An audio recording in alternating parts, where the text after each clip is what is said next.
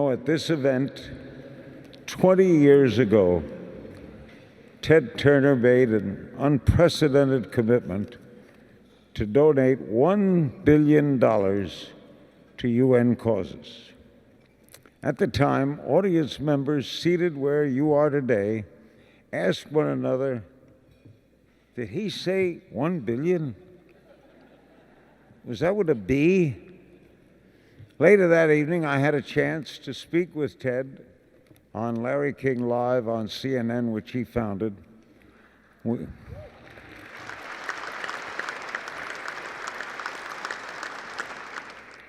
We talked about his remarkable gift. In true Ted fashion, he stressed the fact that his gift was driven by an overwhelming desire to leave the world a better place than where he found it. He said to me, "I'm no poorer than I was 9 months ago, and the world is much better off." Little we did know that on that very day, he would not only change the course of the United Nations, but the lives of millions of people around the world who would ultimately benefit from his generous donation. With that gift, Ted also changed the future of philanthropy. We have now seen many other individuals follow his leadership, make bold commitments to philanthropy and global issues. Please welcome to the stage United Nations Foundation founder and chairman, Ted Turner, and the United Nations Foundation president and CEO, Kathy Calvin.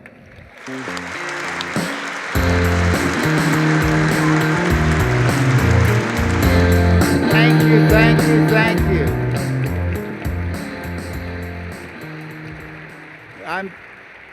I'm a bit overwhelmed tonight. Anybody would be.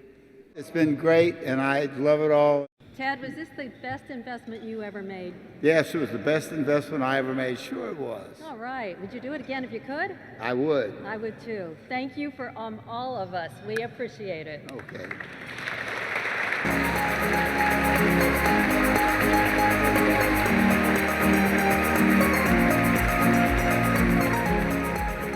Please welcome to the stage singer, songwriter, and record producer, Ellie Goulding.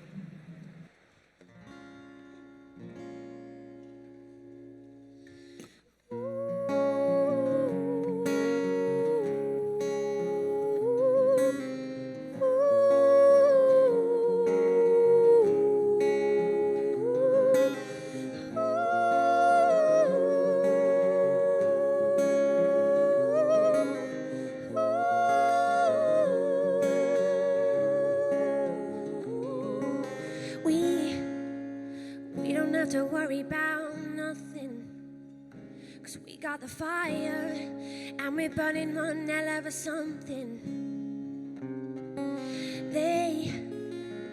They're gonna see us from outer space, light it up like we're the stars of the human race.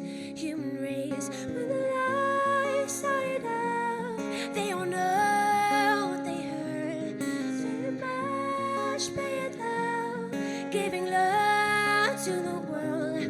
We'll be raising our hands, shining up to the sky, 'cause we got the fire, fire, fire.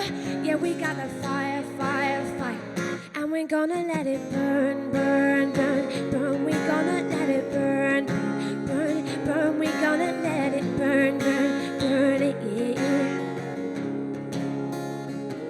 We don't wanna leave, no. We just wanna be right now, right? And what we see is everybody's on the floor, acting crazy, getting longer till the lights out. Music's on, I'm waking up. We start the fire and we burn it up, and it's over now. We got the love, there's no sleeping now. When the lights started out, they all know what they heard. It's like the match made love, giving love to the world. We'll be raising our hands, shining up to the sky, 'cause we got a fire, fire, fire. Yeah, we got the fire, fire, fire. And we're gonna let it burn, burn, burn. We're gonna let it burn, burn, burn, burn. We're gonna let it burn, burn, burn. Yeah, yeah, yeah. The lights started out. They don't know what they heard. So the march playing loud, giving love to the world. And we'll be raising our hands, shining up to the sky. Cause we got the fire, fire, fire.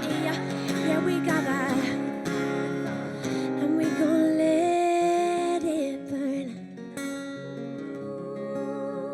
We gonna let it burn. Thank you.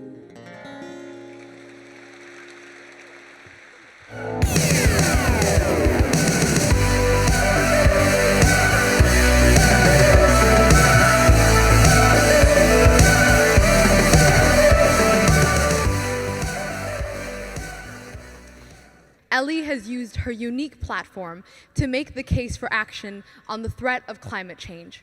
Her activism reminds us all that we must use our own platforms, big or small, to speak up for what we believe and what we know is right. Please join me in welcoming back to the stage tonight's 2017 New Voices Award recipient, Ellie Goulding.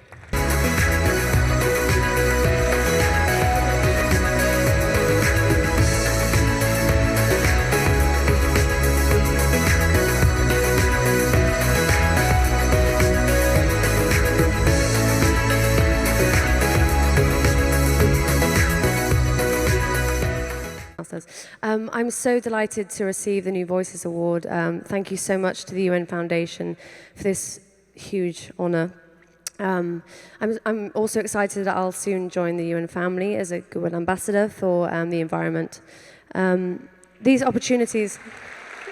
Thank you.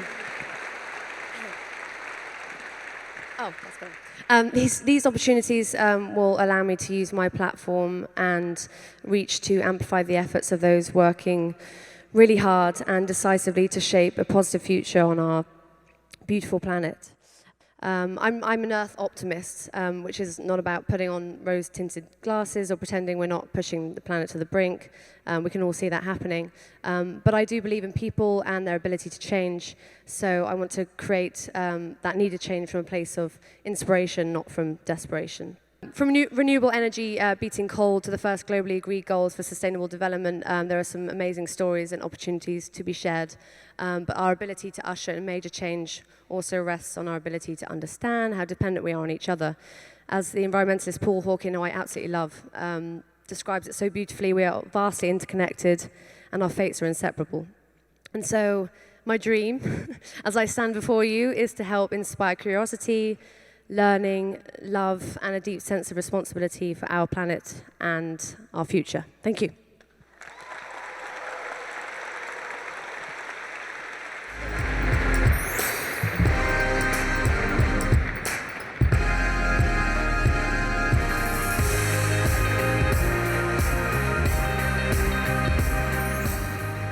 Good evening. I want to thank the United Nations Foundation and Ted Turner for this great recognition. I also congratulate the other award winners. It's an honour to be recognised as part of this phenomenal group, and we applaud the work they're all doing to make a positive difference to the world. At Mars, we're grateful for our partnership with the United Nations and the United Nations Foundation. You've helped us to do and be better, and I humbly thank you for recognising us with this great award. In business, we spend a great deal of time competing. It is often how we're judged, measured, and portrayed. But there are times and there are issues where that is simply the wrong narrative. On the most pressing matters facing the world, the narrative and imperative needs to be about cooperation, collaboration, and supporting each other in a collective race to the top. Because we know that alone we will fail, but together we can, we must, and we will succeed. Thank you.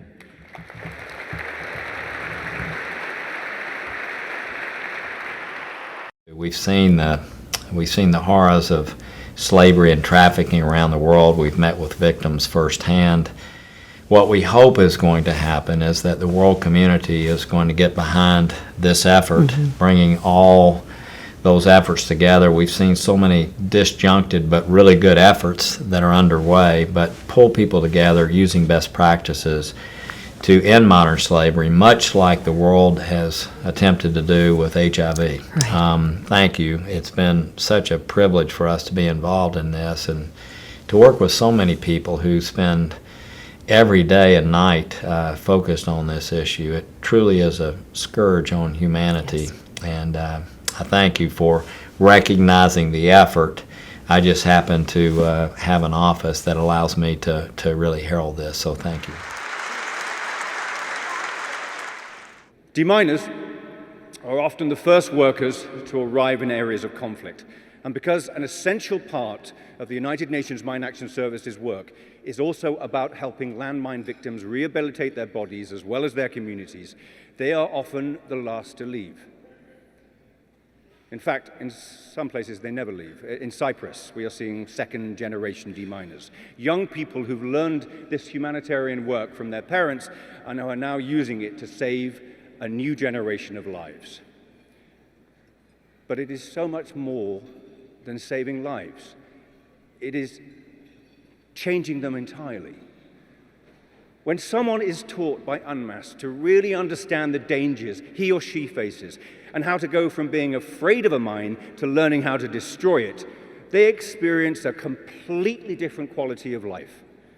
Deminers, they don't just save others' lives. They empower people to save their own. Mines are invisible to those in their path, but Agnes works tirelessly to remind the world that the threat mustn't be invisible to us. On behalf of myself and a grateful world, please join me in proudly honoring Agnes Marcaillou and humbly recognizing her incredible team from UNMAS.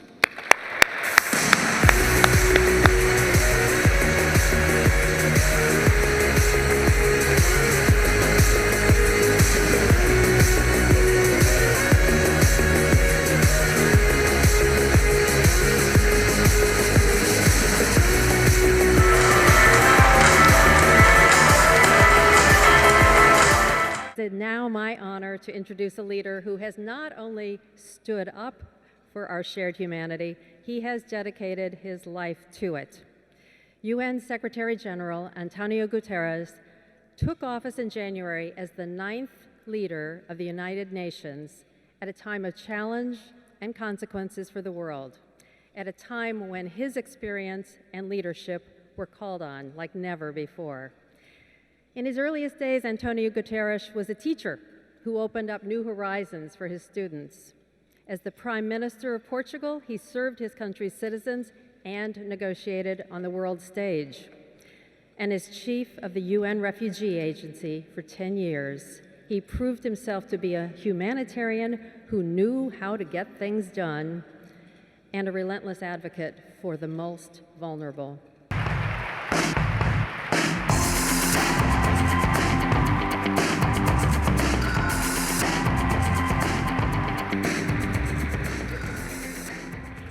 Ladies and gentlemen, it's for me an enormous pleasure and an enormous honor to be with all of you today.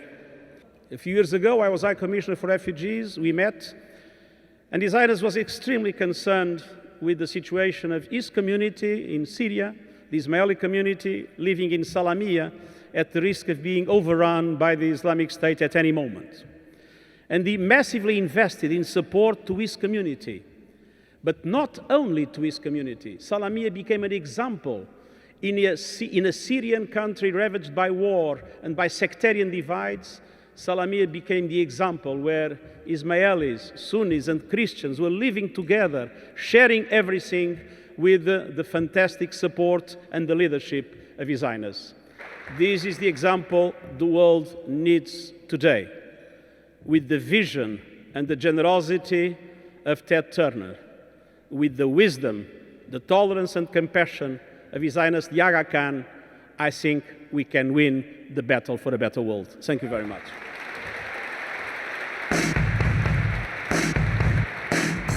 It is now my honor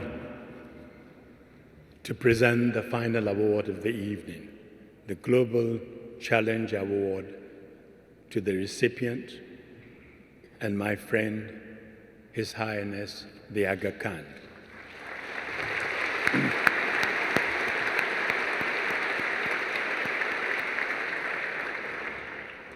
I have known His Highness for many years. In that time, I have come to appreciate his tireless dedication to improving the lives of people everywhere, and I mean lives of all people. As a global leader, he continuously demonstrates that what unites us is far greater than what divides us.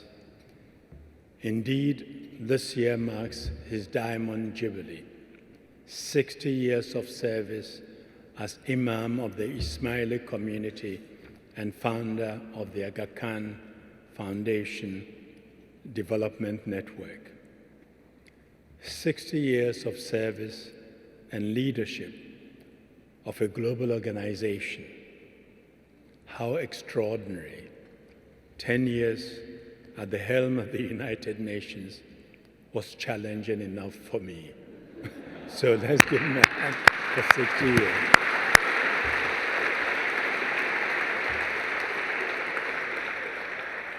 His Highness has guided the network's activity in the realms of education, health, humanitarian assistance, economic development, and culture.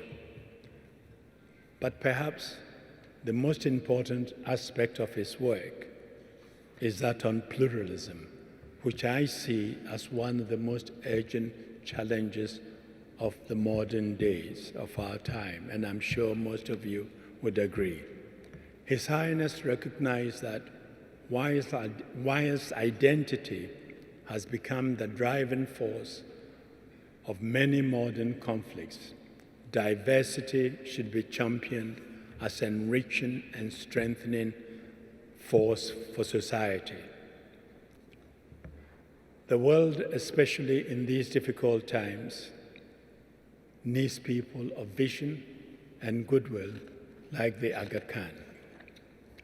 He is a living example that there is no inevitable contradiction between religion and democracy, that pluralism and diversity is possible, and that interaction of cultures enriches and empowers humanity. Ladies and gentlemen, please join me in welcoming and congratulating His Highness the Aga Khan.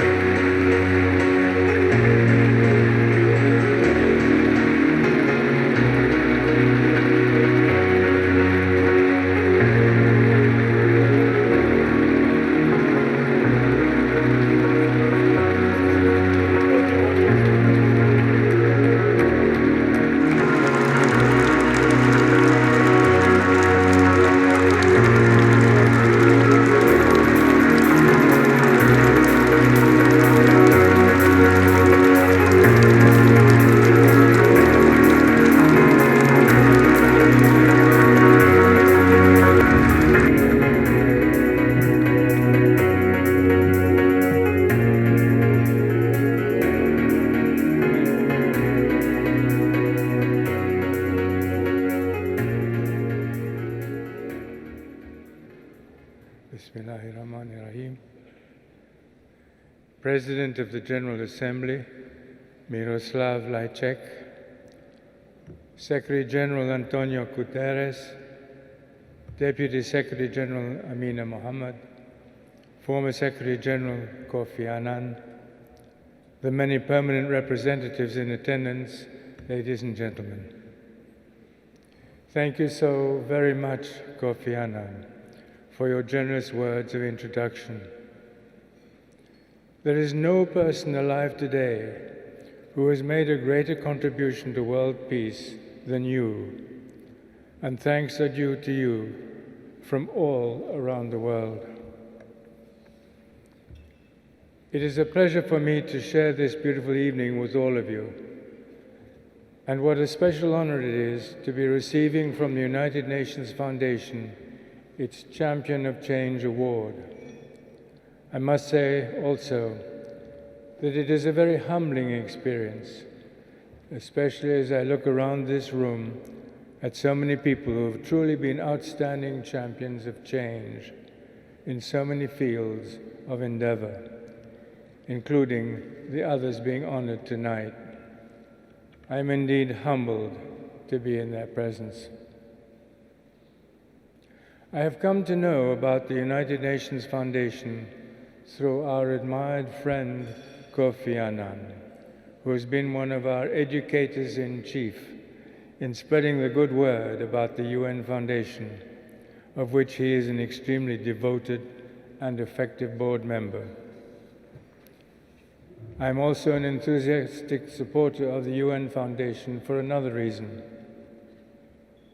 What has caught my attention for many years is how closely its philosophy about global development actually parallels our own. The words that leap out of its mission statements include terms like linking and connecting, not only with the United Nations itself, but with a host of other organizations. Some of these are private, some are governmental, and some are private but not for profit. I refer to this third category of institutions as civil society, by which I mean essentially private organizations that are fundamentally devoted to public purposes. For a long time, political debate all around the world focused on the competing merits of government action versus private enterprise. My conviction, which has been deepened through the years, is that these are false alternatives. And that is the central message I would emphasize in these brief remarks tonight. The question is not which sector can be most effective in the march towards progress. The central question is how these sectors can best become effective partners in the quest. The concept of public-private partnerships has been one of the keys to the best work of our agencies in many fields and many countries around the world in the last 60 years since I became the Imam of the Ismaili Muslim community. The public-private partnership formula alone, however, is incomplete, unless we also insert the words civil society. The partnerships that will most dramatically change the world are those in which all three components, private, public, and civil society institutions, can connect one with the other in an all-embracing common effort. When that happens, other concepts emphasized by the UN Foundation also come alive. I've been impressed, for example, by the innovative terminology the Foundation uses in expressing its goals, like these three dynamic words: catalyzing, multiplier, and effects. Think about it. The notion of catalyzing multiplier effects reflects a similar dynamic to what I refer to as trampoline projects for development. These projects are best practice examples of balanced partnerships between governments, private entities, and civil society, threaded together by innovative thinking, intelligent structures, and clear lines of communication. Well-defined goals and responsibilities are essential, as is the buy-in of the target constituency.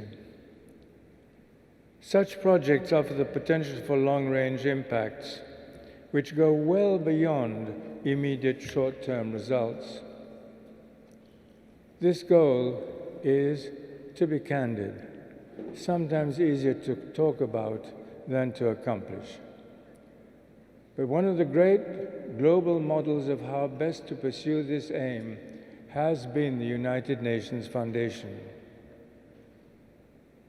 Another central part of our Aga Khan Development Network's approach is one that we also share with the United Nations Foundation, an emphasis on what we call countries of opportunity.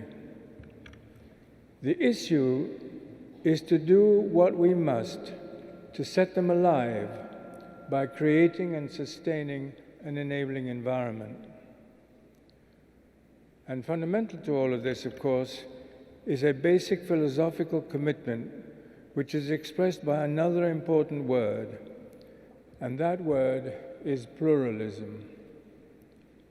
This is a frame of mind which regards diversity, multiplicity, and indeed difference itself, not as a burden, nor a threat, but as a gift of the divine, an opportunity to learn rather than a danger to be avoided.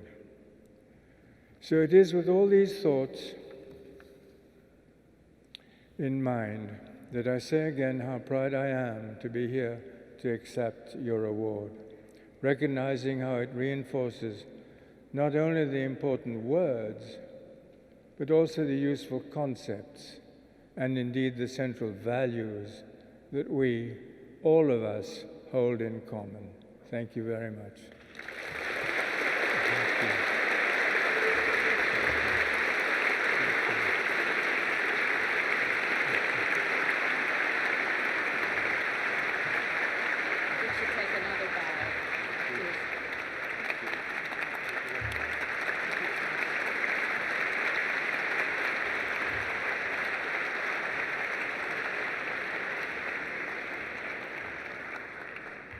Thank you, Your Highness. Your vision, your passion, your commitment to pluralism and inclusion are more needed than ever. Congratulations again on your Diamond Jubilee. We are so proud to be part of it.